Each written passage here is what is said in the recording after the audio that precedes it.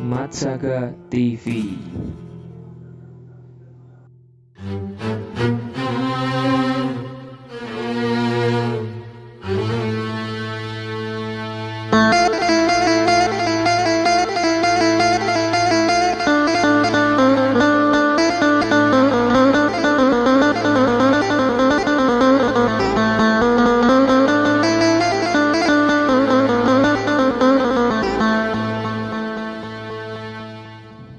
Assalamualaikum warahmatullahi wabarakatuh. Waalaikumsalam warahmatullahi wabarakatuh.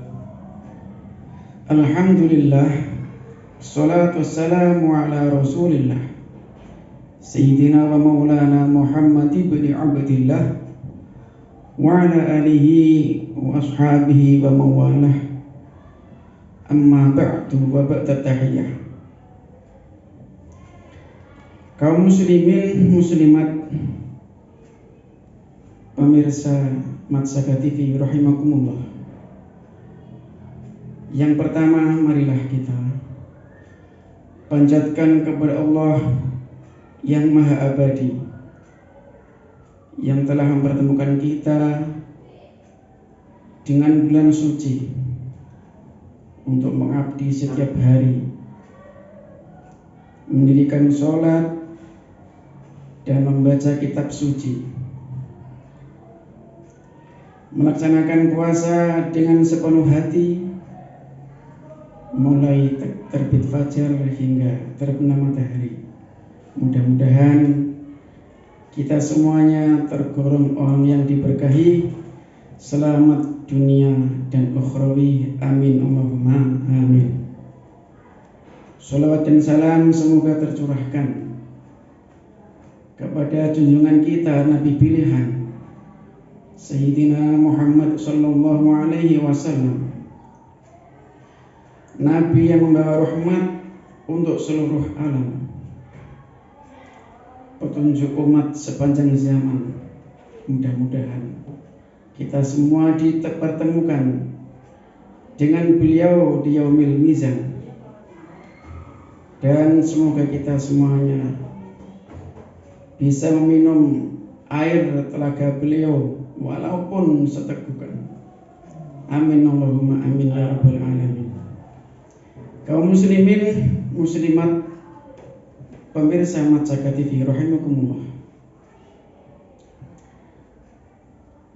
Di dalam kita mengarungi kehidupan, tentu tak lepas kita dari berbagai macam cobaan, berbagai macam musibah. Minimalnya ketika hati kita merasa gundah, ataupun ketika kita ditinggal seorang kekasih ataupun orang yang paling kita cinta. Dan ketahuilah bahwa musibah itu ketika menimpa seorang mukmin tidaklah menghancurkan, tetapi justru menguatkan. Seperti yang dikatakan oleh Qutb Sultan Syekh Abdul Qadir Jailani, innal baliyata lam ta'til mu'mina lituhlikah wa inna ma'atathu litakhtabirah. Sesungguhnya musibah itu tidak menimpa seorang muslim untuk menghancurkan, tetapi justru untuk menguatkan atau meningkatkan derajat di sisi Allah Subhanahu wa taala. Dan ujian itu akan menimpa menurut kadar derajatnya, menurut kadar magumnya. Misalnya seperti kita ibaratkan anak sekolah, ujian anak SD tentu lebih ringan daripada yang sekolah menengah. Ujian seorang menengah tentu lebih ringan daripada sekolah yang tingkat atas. Begitu juga ujian yang tingkat sekolah atas tentu lebih ringan daripada yang kuliah atau mahasiswa.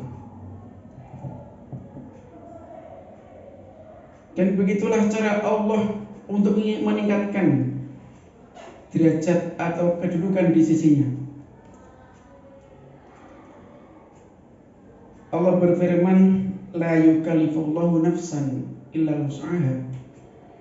Tentu Allah akan memberikan ujian itu tidak melebihi batas kemampuan seseorang tersebut. Seandainya kita itu masih dalam tingkatan muslim, tentu ujiannya berbeda dengan orang yang sudah bermakom mukmin. Orang yang bermakom mukmin tentu ujiannya berbeda dengan orang yang bermakom muhsinin. Orang yang bermakom muhsinin tentu berbeda pula ujiannya dengan orang yang bermakom muqarrabin dan seterusnya. Seandainya Allah tidak menguji hambanya, maka tentu hamba itu tidak akan mengalami peningkatan kedudukan di sisi Allah. Ada kalanya diuji dengan kesulitan dari keluarga, dari lingkungan, bahkan diuji diri sendiri. Misalnya terasa sakit, pusing, kakean utang atau apa. Atau misalnya banyak duit tapi dialek anak itu dikandani ora manut. Itu juga sebuah ujian. Banyak duit anaknya manut tapi diceng tonggone. Banyak duit anaknya manut diceng tonggone, dilelai keluarganya loro-loronen. Dan itu semua tidak akan menghancurkan seorang mukmin, tapi justru mengangkat derajat seorang mukmin agar semakin meningkat kedudukannya di sisi Allah Subhanahu wa taala.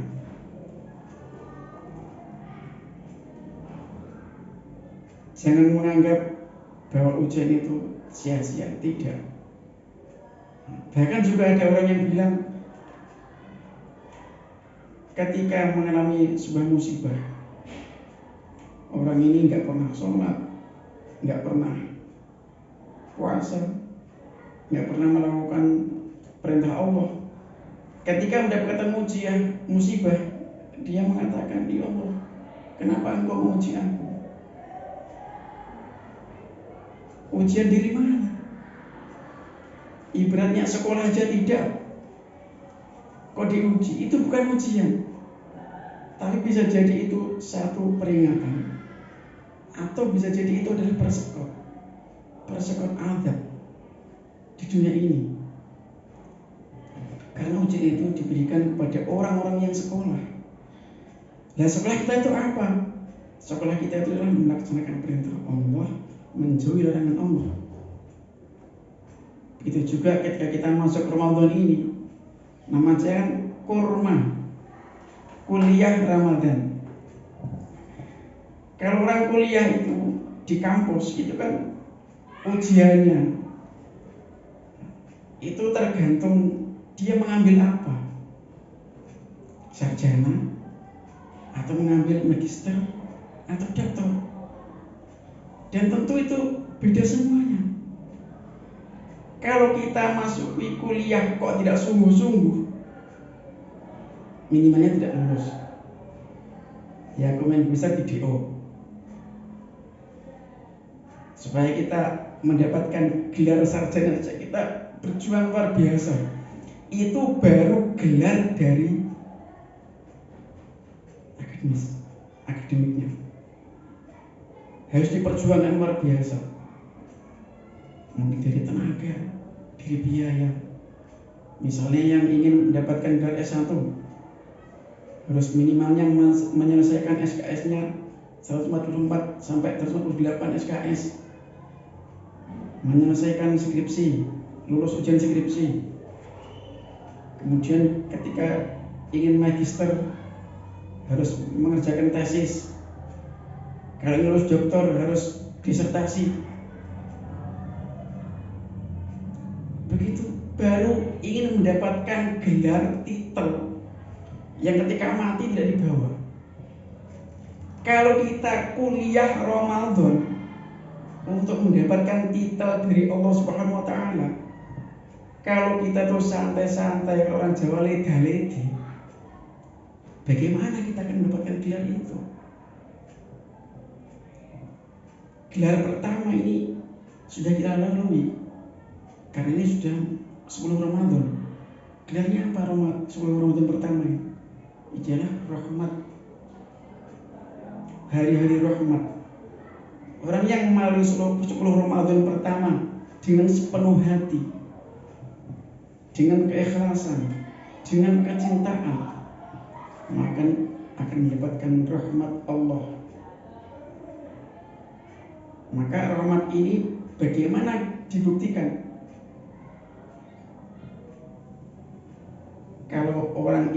Kalau kita mendapatkan rahmat di malam 10 pertama, di hari 10 pertama Ramadan, buktinya nanti ketika menjelang 11 sampai 20 Ramadan, dia semakin semangat.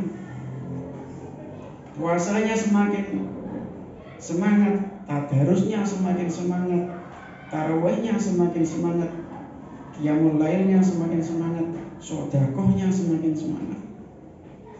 Kanjeng Nabi itu kalau Ramadan itu dilihatkan ajwadu min rihil mursalah,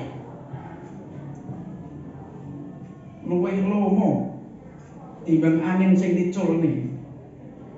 Seperti itu. Bagaimana kita? Apakah bisa mencontoh Rasulullah?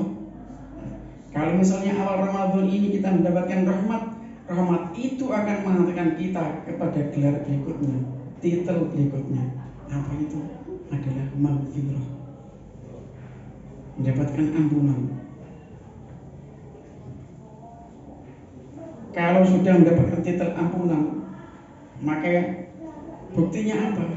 Buktinya ketika menjelang malam 20 sampai 1 Ramadan, kita semakin semangat mengsingsingkan lengan baju, rawe-rawe lantas malang-malang potong, hujan diterjang, badai dilampaui. Untuk apa? Melaksanakan apa yang diperintahkan Allah di bulan Ramadan. Dan itu harus diperjuangkan untuk mendapatkan gelar itu. Katakanlah kalau rahmat itu S1, malam ke 11 sampai 20 itu katakanlah S2. Tentu ujiannya berbeda. Yang pertama cuma lulus skripsi sudah. Yang kedua harus mengerjakan tesis, harus selesai, isi pembimbing dan seterusnya. Dan yang malam ke-21 sampai ke-30, ibaratnya itu kalau di dunia ini mengejar dokter lebih sulit lagi. Dan gelar ini bukan gelar main-main, tidak bisa diberikan oleh manusia. Maka Allah sendiri yang memberikan gelar itu. Dan ini gelar yang luar biasa. Seandainya seseorang ini mendapatkan gelar ini gelar sebuah keberuntungan yang luar biasa. Nabi pernah bersabda, orang yang paling celaka di dunia ini ada 3. Yang pertama, orang yang mendapatkan orang tuanya masih hidup, kok orang tuanya tidak menjadikan dia masuk surga, dia orang yang paling celaka. Yang kedua, orang yang mendapati bulan Ramadan, sedangkan bulan Ramadan ini tidak bisa mengantarkan dia ke surga, dia orang yang paling celaka. Dan yang ketiga, orang yang ketika disebut namaku, namanya Nabi Muhammad, kok orang itu diam saja, tidak membaca sholawat, dia orang yang paling celaka. Mudah-mudahan bulan Ramadan ini kita semuanya, para pemirsa Majaka TV, semuanya dimanapun berada, mendapatkan pertolongan Allah untuk mendapatkan gelar doktor kalau di dunia. Tapi ini bukan doktor, tapi gelar dari Allah. Apa gelar itu? Gelar itu adalah gelar IM. Apa IM?